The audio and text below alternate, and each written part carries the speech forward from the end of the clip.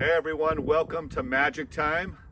I'm your host Thomas, and of course I'm standing next to the most famous, most important Pinot Noir vineyard in the entire world, Domaine de la Romanee-Conti.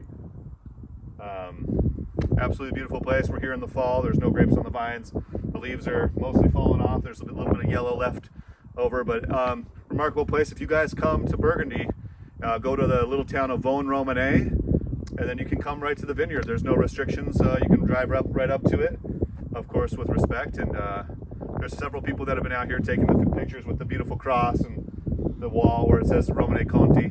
But really fun place to come visit. It's about, I'd say, 20 to 25 minutes away from Dijon, and it's fairly close to Beaune, like 10 minutes away from Beaune. Cheers.